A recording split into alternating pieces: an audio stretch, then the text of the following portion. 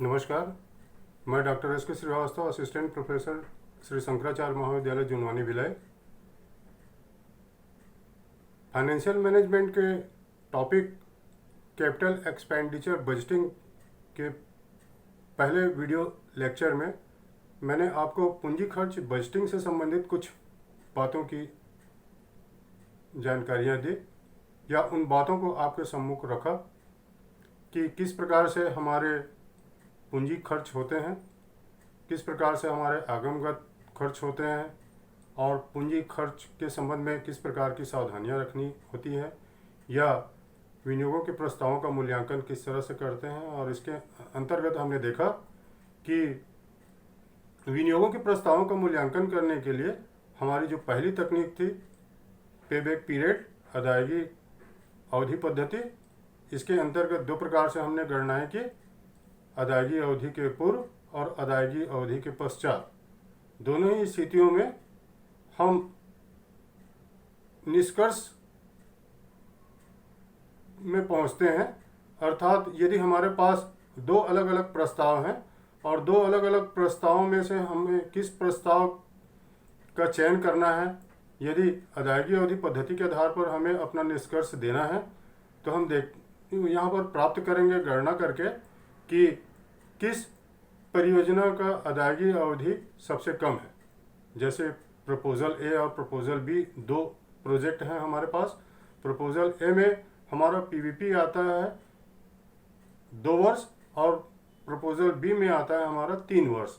तो स्वाभाविक तौर पे हम यहाँ पर प्रपोजल ए का सिलेक्शन करेंगे क्योंकि प्रपोजल ए के द्वारा अपने मूल लागत की वापसी सबसे पहले की जा रही है। इसी प्रकार से जब उसकी अदायगी अवधि के पश्चात लाभदायकता के आधार पर उनके प्रस्तावों का मूल्यांकन करना हो तो हम यहाँ पर दोनों प्रस्तावों में से देखेंगे कि किस परियोजना के द्वारा अपने मूल लागत की वापसी करने के पश्चात अतिरिक्त रूप में धन प्रदान किया जा रहा है। जिस परियोजना के द्वारा अतिरिक्त रूप में धन प्रदान किया जाएगा उस परियोजना का ही चयन हम यहाँ पर अपने व्यवसाय के हित में कर लेंगे। अब जैसा कि मैं अपने पहले वीडियो लेक्चर में आप लोगों को बता रहा था कि यहाँ पर जब रोकड़ अंतर्वाह की जो स्थितियाँ होती हैं भिन्न भिन्न रूपों में हमारे सम्मुख प्रश्न में होती हैं, तो इसे किस प्रकार से हम यहाँ पर अपने उस वाक्यांश में इसका परिवर्तित करेंगे जो कि यहाँ पर एक स्टैंडर्ड रूप में हमारे पास होती है, अर्थात कर के पश्चात और ह्रास के पूर्व। Annual cash inflows after tax and before depreciation के फॉर्मेट में यहाँ पर जब इस कथन से भिन्न रूप में हमारे पास कथन होते हैं रोकड़ अंतर्वाहों के, तब उनका परिवर्तन हमें यहाँ पर अपने इस फॉर्मेट में या इस वाक्यांश में करना होता है। तो आइए क्रमानुसार देखते हैं। यहाँ मैं यह बात स्पष्ट कर दूं कि जब प्रश्न में हमें करारोपण को इग्नोर करने के कोई इंस्ट्रक्शंस हों, अर्थात करारोपण को आपको ध्यान नहीं देना है, ऐसा वाक्य लिखा हो, तो उस स्थिति में हमें यहाँ पर टैक्स का कैलकुलेशन नहीं करना होता और टैक्स को कैलकुलेट करने के लिए हम अपना डेप्रिसिएशन माइनस करते हैं। क्योंकि टैक्स हमारा इग्नोर फैक्टर में है तो उस स्थिति में हम यहाँ पर न तो टैक्स का कोई एडजस्टमेंट करेंगे और न ही डेप्रिसिएशन का करेंगे। सीधे तौर पे जो रोकड़ अंतर्वाह हमें कैलकुलेशन से प्राप्त होगा, मान लीजिए कैलकुलेशन करना है आपको एक प्रश्न में जिसमें सेविंग्स के कुछ अमाउंट दिए गए हैं और एडिशनल एक्सपेंडिचर के कुछ अमाउंट दिए गए हैं, और सेविंग में से एडिशनल एक्सपेंडिचर को माइनस करने के बाद जो आपका अमाउंट बचेगा वह अमाउंट उसका एनुअल कैश इनफ्लोज होगा।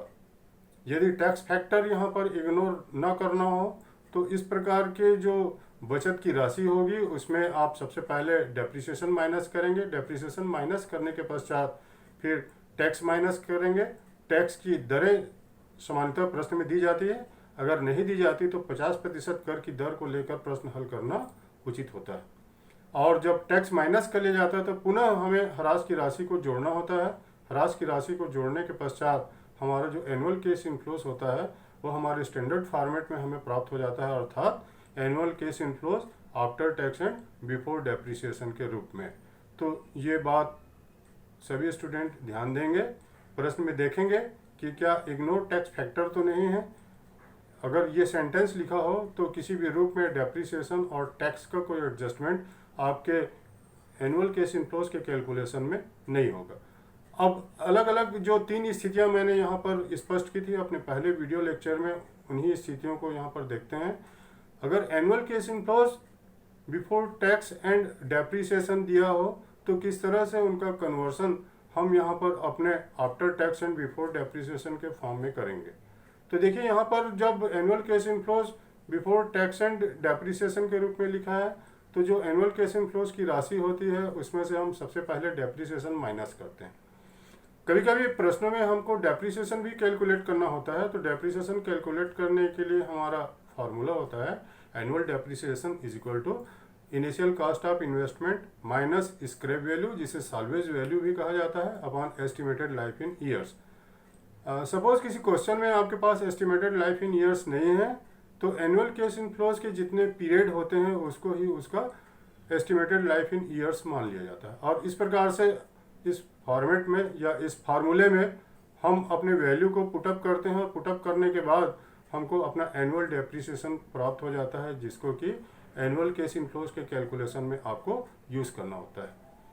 तो एनुअल केस इनफ्लोज आप कैलकुलेट करने जा रहे हैं और यहाँ पर जो सेंटेंस है वो भिन्न रूप में दिया गया है, अर्थात annual case inflows before tax and depreciation दिया हुआ है। तो उसका परिवर्तन किस तरह से करेंगे, तो यहाँ पर सबसे पहले जो एनुअल केस इनफ्लोज है उसमें से आपको डेप्रिसिएशन माइनस करना होगा। डेप्रिसिएशन माइनस करने के बाद टैक्स माइनस करना होगा और टैक्स माइनस करने के बाद उसमें फिर से डेप्रिसिएशन को ऐड करना होगा। आप डेप्रिसिएशन को क्यों करते हैं ऐसा, क्योंकि टैक्स माइनस करने के लिए डेप्रिसिएशन आपको माइनस करना होता है और डेप्रिसिएशन माइनस करने के पश्चात ही टैक्स माइनस किया जाता है। लेकिन जो आपके एनुअल केस इनफ्लोज हैं, एनुअल केस इनफ्लोज में after tax and before depreciation का सेंटेंस लेके या एनुअल केस इनफ्लोज के अमाउंट को लेकर आपको पीवीपी कैलकुलेट करना है। अतः आप क्या करेंगे, यहाँ पे जो एनुअल केस इनफ्लोज है, एनुअल केस इनफ्लोज में से आप यहाँ पर अपना डेप्रिसिएशन को माइनस करेंगे, टैक्स को माइनस करेंगे और फिर डेप्रिसिएशन को ऐड कर देंगे। इससे जो एनुअल केस इनफ्लोज प्राप्त होगा उससे प्रश्न की गणना की जा सकेगी। अब आइए दूसरे क्रम पर देखते हैं। आपको यदि प्रश्न में दिया गया है कि before tax and after depreciation, annual case inflows दिया गया है before tax and after depreciation, तो इसका मतलब यह है कि इस एसीएफ को भी लेकर आप अपना क्वेश्चन से पीवीपी का वैल्यू कैलकुलेट नहीं कर सकते।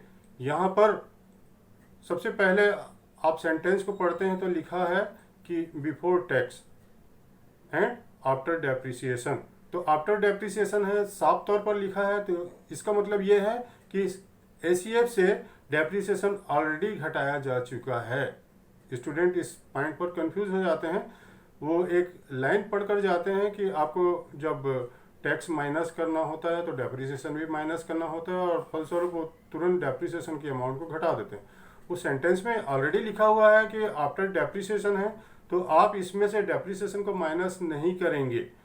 जो एनुअल केस इनफ्लोज दिया गया है before tax and after depreciation के रूप में, तो उसमें आप एनुअल केस इनफ्लोज से सीधे तौर पर अपना टैक्स को माइनस करेंगे और टैक्स माइनस करने के बाद उसमें डेप्रिसिएशन को जोड़ देंगे। तो इससे इसका जो परिवर्तन है वो after tax and before depreciation के रूप में हो जाएगा।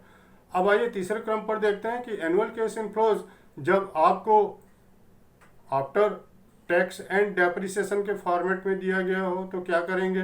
तो इसका मतलब यह है कि ये ऐसा रोकड़ अंतर्वाह है जिसमें कर भी घटा है और ह्रास भी घटाया गया है।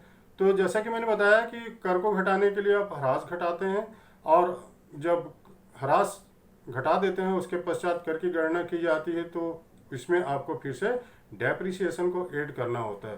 तो जैसे ही आप इसमें डेप्रिसिएशन को ऐड करते हैं, ये जो एनुअल केस इनफ्लोज की राशि होती है वो after tax and before depreciation के रूप में हो जाती है। इस स्थिति में आप देखेंगे कि जो एनुअल केस इनफ्लोज की अमाउंट दी गई थी आफ्टर टैक्स एंड डेप्रिसिएशन, तो उसमें ऑलरेडी आपका डेप्रिसिएशन भी घटा था और टैक्स भी घटा था, अतः उसमें टैक्स को दोबारा नहीं घटाएंगे, ओनली डेप्रिसिएशन को ऐड करेंगे। और डेप्रिसिएशन को ऐड करने के पश्चात आपको जो एनुअल कैश इनफ्लोज प्राप्त होगा वह एनुअल कैश इनफ्लोज ऐसा होगा जिसे लेकर आप सीधे प्रश्न की गणना करके अपना पीवीपी ज्ञात कर सकते हैं।